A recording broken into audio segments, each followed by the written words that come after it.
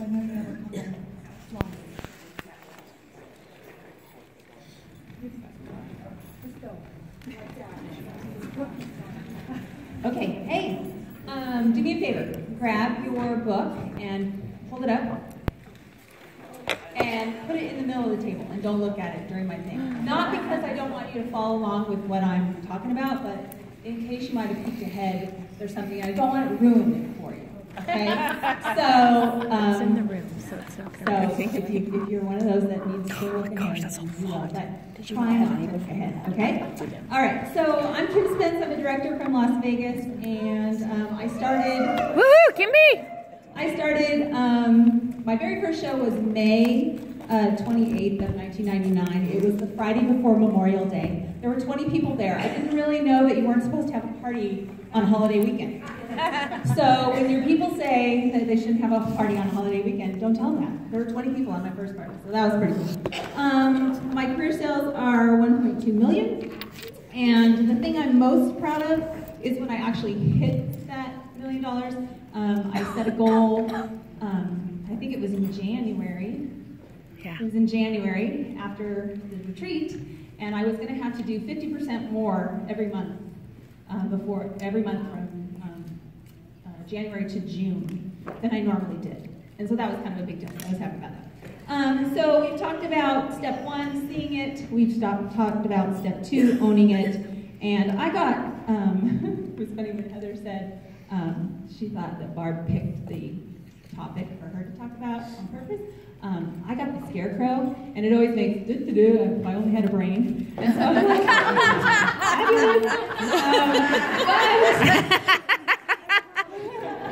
but when I first think of the scarecrow, I think of if I only had a brain, and that do-do-do thing. And then as I read the book, I got thinking about it's kind of a good thing because it's all about solutions and thinking.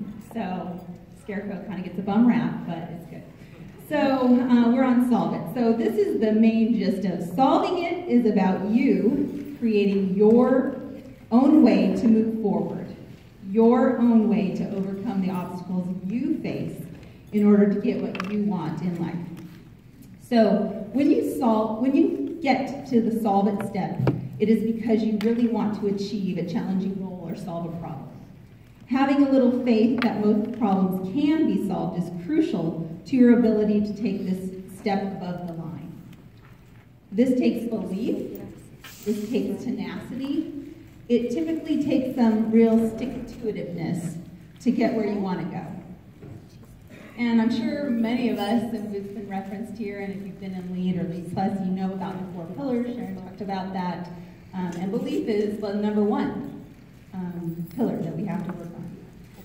When you take the solve it step, you need to prepare to go the distance. What you're after is likely not going to be easy, but most worthwhile and rewarding pursuits aren't.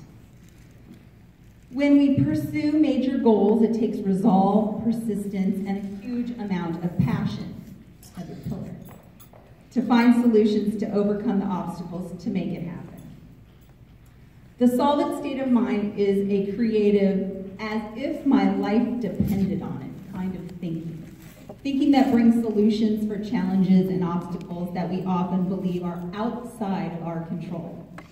So maybe you or someone that you know, one of your friends in this room, for example, has ever thought about promoting or being paid at your level each month. And sometimes we think that is out of our control because, you know, do you feel that it depends on your team and your recruits? Or are there solutions that you can do to solve it and to make it actually happen? Now your situation, the goal that you want to achieve or the problem you need to solve won't most likely be a life or death scenario, but creative solutions come when you put everything on the line. So when you take the solve it step, think as if your life depended on it. While your life may not be at risk, your happiness is. So the main solve it question. When you take this solve it step, this is the main question you didn't ask.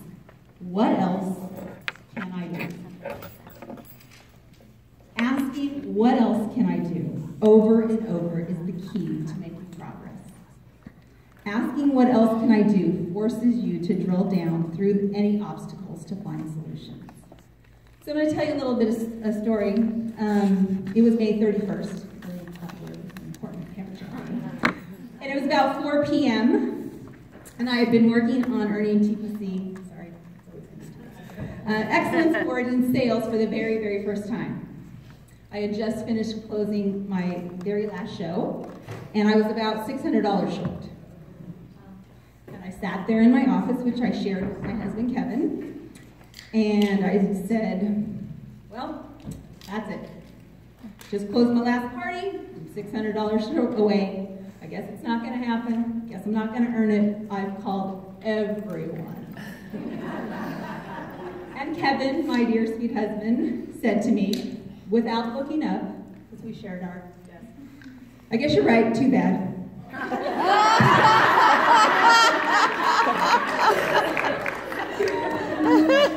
I looked at him pretty much like that in a sort of a shock and disbelief that he would even say those words to me. This wasn't the supportive, comforting words I was expecting.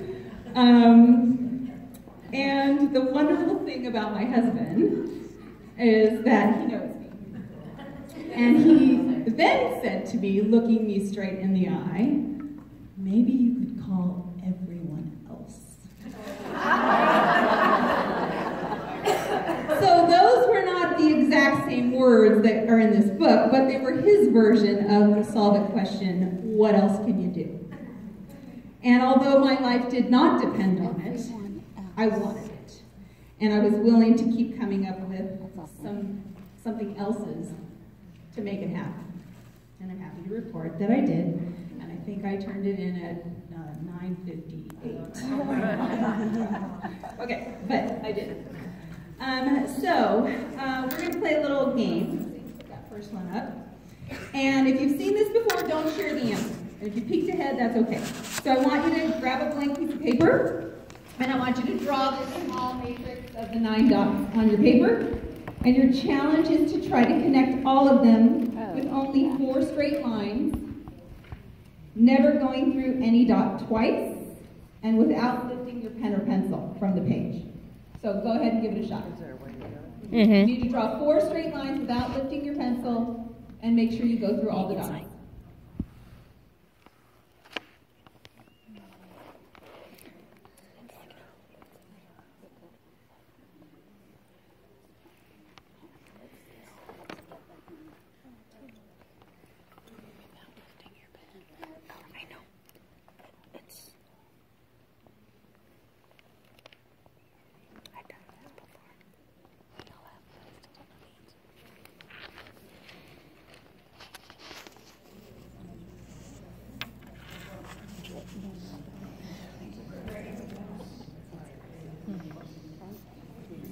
You can't lift your pencil.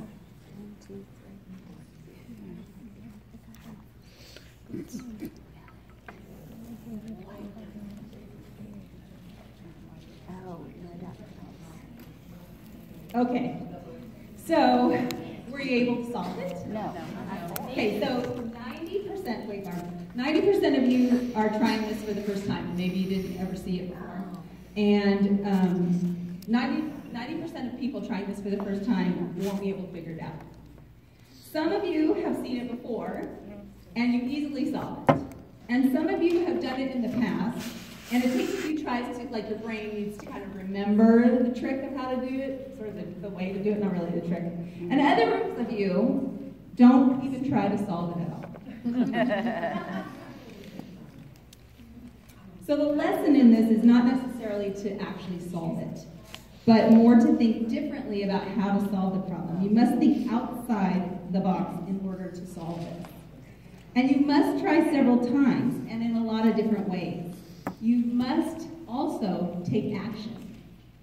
Action often produces results, even if we don't know what we're doing. And the quote from the chapter 3 of this book was, do something even if it's wrong. Are you going to show the answer? I will. Okay. I'm dying. I've done it, but I can't figure it out again. I'm a school teacher, so like you're gonna be paying. It's like when I do chocolate, like everybody's just waiting, right? So often in our quest to be perfect and not look the fool, we do nothing and become a fool anyway. And I'm not saying anybody who didn't try to do it is a fool, but I guess you get the lesson in this, right? You have to try. You have to be able to make mistakes. So I want you to think about how that applies to your Pampered Chef business and the goals you want to achieve. I'm giving you the answer, just wait. Just wait a minute. I've drawn the box 4 times already now. It's not on my paper yet. You gotta wait. I got a little bit more. So, is there something you aren't going for in your Pampered Chef business because you're afraid to look like a fool or to fail? And maybe that's exactly the thing that you need to work on and go for. All right, I'm going to jump ahead because good gosh, okay, give me the answer. Okay. The clue was think outside the box. Okay, here's the answer. Also, I was thinking it's a big arrow. Oh, wow. So outside the box. So the answer to the 9 dots puzzle illustrates how solutions do in fact lie outside the box. Outside the lines, outside your normal habitual way of thinking. The directions were draw 4 straight lines that go through all the dots without lifting your pencil. It didn't say you had to draw them in the box. All right. So, also in the chapter 6, it talks about how to think outside the box. So let's talk about that. There's 5 key areas that they talk about. One is brainstorming with the right people. Who are the people who have already done what you want to achieve? This room is filled with those people. And one of the things I love about our big extended Pampered Chef family is that most everyone is willing to help you and share what worked for them. So you just need to ask. And number 2, keep asking the question, what else can I do? What else can I do? Who else can I do? Number 3, think differently. Ask others, what would you do? What would they do? Because sometimes just by yourself, you can't think of it. Number 4, do your homework. We are fortunate to have training and people available to train with us on every topic you could ever want or need. So learn as much as you can. That was do your homework. I hate homework. And you can grab your book if you want to, because now the answer's in the back of that page. Test your assumptions is number 5. Most of us limit ourselves with imagined boundaries, like the box, that may not really exist because we fail to test and define our reality. So now it's time to put the what else can I do question to work on your desired goal or problem. Ask it over and over. Make a list of possible solutions on paper. Try them all. If you're still struggling, brainstorm, think differently, do your homework, and test your assumptions. In the book, you're going to read a story about a woman named Heather Doridan. She was a track runner who fell flat on her face during a race. And the above-the-line action that she took, she literally got up and won the race. There was no way she was going to, but she did. There's a great video, so look for that on YouTube. What you need to know is that successful people don't always win, but they do spring back up when they fall. Your solve-it ideas won't always work. Solve-it thinking means to keep trying, keep moving, go at it again. Pick yourself up and keep running no matter what, every time. And I'm going to end with this quote from the chapter. It's from Vince Lombardi. The greatest accomplishment is not in never failing, but in rising again.